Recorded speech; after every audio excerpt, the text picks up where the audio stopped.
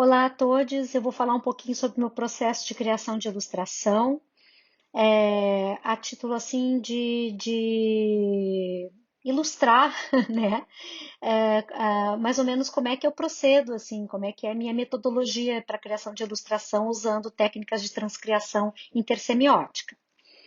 E eu vou usar, assim, como exemplo, aqui uma exposição da qual eu participei, As Cidades Imaginadas de Érico Veríssimo, que foi exposta em 2007 no Museu de Arte do Rio Grande do Sul, e depois ela foi para o Arquivo Nacional do Rio de Janeiro.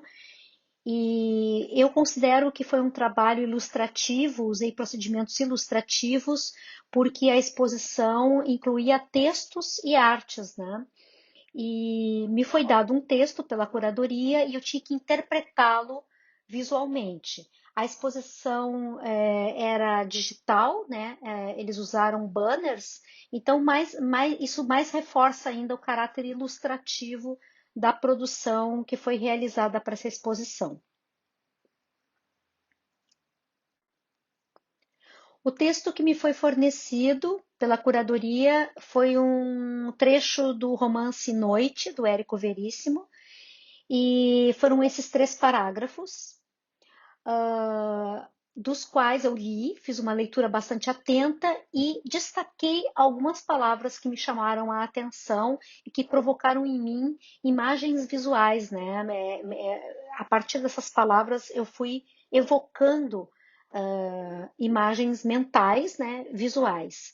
Eu até cheguei a produzir ali, agora, há poucos dias, um mapa conceitual usando uma figura masculina, porque o personagem principal é uma figura masculina, e surgiram essas palavras que se destacam: cidade, noite, homem, corpo, vivo, abafada, enfim. Mas na época eu não tinha esse recurso, tá? Então o que eu fiz foi destacar algumas palavras, como as que vocês veem aí, né? Ser vivo, monstro, corpo escaldante, arquejar e transpirar, noite abafada, homem de gris, a cidade à noite dentro do peito, tropel, zum zum, vozes, forno, hálito morno, o verão, a baforada de fumaça, olhos fechados, manter a noite particular à parte da outra que envolve a cidade, o gás neônio, né, vermelho, verde, violeta do neon, né, e o efeito de caleidoscópio. Essas palavras foram compondo imagens na minha cabeça, foram se alternando na minha cabeça, né? E com base nessas palavras, eu fui para o centro de Porto Alegre e fotografei o centro nervoso da cidade, né, a esquina democrática. Procurei focalizar em prédios que tivessem relação com a época do romance, né, 1950, por aí. E fotografei as pessoas também, né, tudo com sentido de buscar referências mesmo para produzir essa ilustração, no caso, essa imagem digital. Tá? Depois, no computador, eu procedi com uma colagem, né? Já pensando naquelas palavras que estão no texto, né? O efeito de caleidoscópio, o efeito de sufocamento, né? O calor, enfim. Sendo que, embora as imagens fotográficas tivessem sido feitas no verão, a impressão que passa não é de calor por causa das cores, né, dessa paleta. E como resolver isso? Como transformar essa imagem numa imagem noturna e ao mesmo tempo quente, abafada, né? Típica do verão porto-alegrense.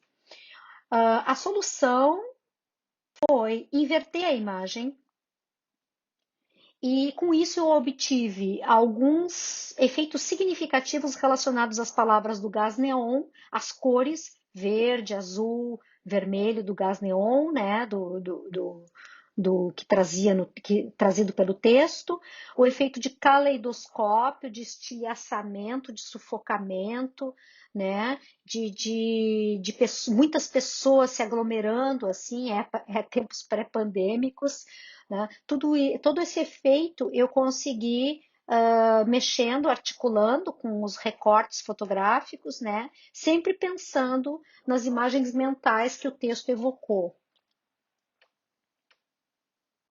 Por fim, depois de muita manipulação, eu cheguei a essa solução final. Eu incluí uma figura masculina, desconhecida, né, anônima, que traz a noite dentro de si, como está no texto, que tem os olhos fechados para preservar essa noite dentro de si, que é um grande buraco no meio da noite que envolve a cidade, né? E esse desconhecido está perdido, né? Ele se chama desconhecido ali no texto, então a ideia é essa, apresentar um ser anônimo, né? E que tem em si componentes significativos que remetem ao texto escrito pelo Érico Veríssimo. Também acrescentei alguns efeitos de fumaça, de vapor, né, para dar justamente acentuar esse aspecto de sufocamento e de calor, né, de evaporação do suor, enfim, e ao mesmo tempo essas pessoas refletem essas luzes neônicas, né, da iluminação neon e as tonalidades que a cidade adquire são tonalidades mais quentes, né? Apesar de ter lilazes e alguns azuis ali, mas a gente consegue aquecer essa imagem noturna com base no texto, com base na paleta de cor mesmo, né? Esse é um dos exemplos que eu tinha para mostrar para vocês de tradução semiótica, né? Eu vou falar um pouquinho mais sobre isso usando dois livros meus, Retorno de Ulisses e Loucura de Hamlet, editados pela Rocco, e mostrar para vocês também como eu me servi de procedimentos semióticos para trabalhar as ilustrações desses livros. Em Retorno de Ulisses, por exemplo, que é inspirado na Odisseia de Homero, eu centralizo a narrativa na personagem Penélope, que é a esposa de Ulisses, para quem conhece a Odisseia, né?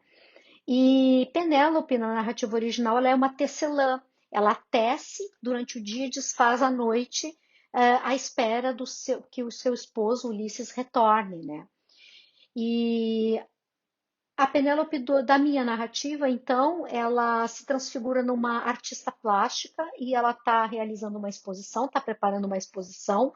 Ela trabalha com vários elementos, vários materiais, ela faz performance, ela faz intervenção, né, instalações, e todas as ilustrações do livro remetem aos sentimentos dessa personagem, à relação dela com o que está sendo narrado, e de uma forma plástica, de uma forma que ela se expressa a partir da arte dela, de como ela produz a própria arte, né? Então, as ilustrações, elas são em primeira pessoa.